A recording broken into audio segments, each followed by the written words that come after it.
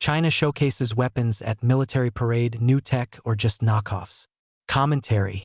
Beijing on September 3rd rolled out tanks, missiles, and warplanes in a grandiose military parade at Tiananmen Square, touting its display of new weaponry. But a closer look reveals that most of these so-called breakthroughs of China's People's Liberation Army's weaponry were either repackaged versions of older systems or crude knockoffs of Russian and American designs. Far from impressing the world, and especially the United States, the parade instead exposed the real limits of China's defense technology. Flagship missiles? More like rebadged models. The missiles hyped as Beijing's strategic flagship weapons included the air-launched Jinglei-1, the submarine-launched JL-3, and the land-based DF-61. A closer examination indicates that these are updates to existing models rather than breakthroughs in innovation. Jinglei-1. Jinglei, whose acronym is JL, meaning Thunderbolt in Chinese, was marketed as a long-range nuclear-capable air-launched ballistic missile. In fact, the JL-1 is little more than a modified DF-21. With credibility eroding after corruption scandals in the PLA's rocket force, Beijing has resorted to keeping the air-launched variant alive to give H-6N bombers, its latest bomber aircraft, some nuclear role. Chinese state-run media Global Times touted a 4,970-mile range, which is overly exaggerated. The realistic range is between 1,864 miles and 2,485 miles, according to Western media. JL-3. The acronym in JL-3 stands for Zhulong, meaning big wave in Chinese. JL-3 is China's latest submarine-launched ballistic missile that can reach 6,200 miles with 3 warheads. However, the PLA Navy's 094 subs can only carry 12 of them due to their bulk sizes, as seen in the parade. By contrast, U.S. Ohio-class subs carry 24 Trident II missiles, each with a 7,500-mile range and up to 8 warheads. China's designs remain heavily influenced by outdated Soviet/Russian technology, and the gap with the United States is glaring. DF-61. Presented as a replacement for the DF-41, the new model looked nearly identical, essentially a rebranded upgrade. The DF-41 has been discussed in military circles since 1997, with repeated claims by Chinese authorities that it is operational. Yet it was absent from major parades in 2015, 2017, and again this year, prompting speculation that the much-hyped DF-41 fell short of expectations, leading to this cosmetic switch. Together, these new systems highlight persistent shortcomings in China's missile technology, particularly in propulsion. Despite talk of flagship weapons, Beijing is still relying on oversized, outdated designs, including its liquid-fueled DF-5C, which was not even showcased at the parade. Tanks and ground systems. The display of ground forces was no more reassuring.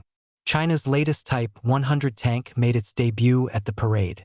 Still, it was positioned behind the upgraded Type 99B, which state media cited an expert describing as the real frontline system with strong combat and survival capabilities. The Type 100, with its 105mm gun, is more of a light tank. Global Times claims the Type 100 tank and its accompanying infantry fighting vehicle are designed for rapid deployment, deep tactical strikes, and urban combat, suggesting they are intended for use in street fighting during a potential invasion of Taiwan. Other ground assets, the PLA Navy Marine Corps' amphibious infantry vehicles, rocket artillery, and armored cars, showed few real upgrades, underscoring China's continued weakness in combined arms capabilities, especially close air support. Copycat aircraft. The air power segment followed a similar pattern. China rolled out its KJ-600 carrier-based early warning aircraft, a copy of the U.S. Navy's E-2 Hawkeye, down to details, according to the think tank Australian Strategic Policy Institute. Alongside it were carrier-based fighters such as the J-15 and the new J-35, which Beijing claims can rival the F-35 but almost certainly cannot match its stealth or strike capabilities. Imitation drones. Unmanned systems made a strong showing at the parade. Still, nearly all bore a striking resemblance to their American counterparts. Whether it's the so-called new strike recon drones, loyal wingman drones, or shipborne unmanned helicopters, their designs look a lot like those already in service or tested by the U.S. military. But when it comes to crucial specs such as speed and payload, they're almost certainly a long way behind. Most of these drones aren't the disposable type seen constantly on the Russia-Ukraine battlefield. They're more expensive, reusable models but with lighter payloads.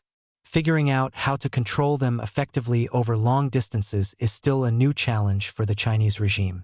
China's Type 076 amphibious assault ship has been fitted with catapults for drones, but its role at sea remains unclear.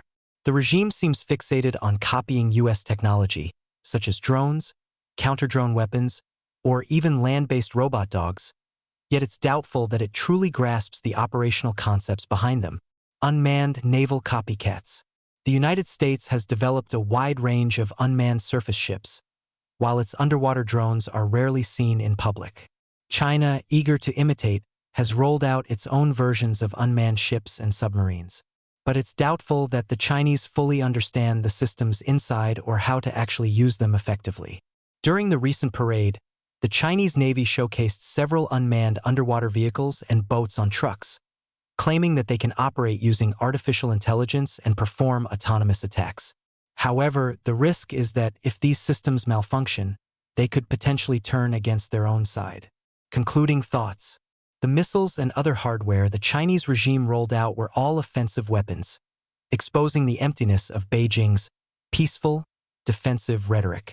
But whether these weapons actually work as advertised is a big question mark. At the same time, China's defensive systems remain weak. Its air defense missiles, copies of Russia's S-300 and similar to Iran's, struggle to intercept U.S. missiles or airstrikes, a fatal flaw that can't be fixed. In the end, the parade didn't intimidate the world as intended.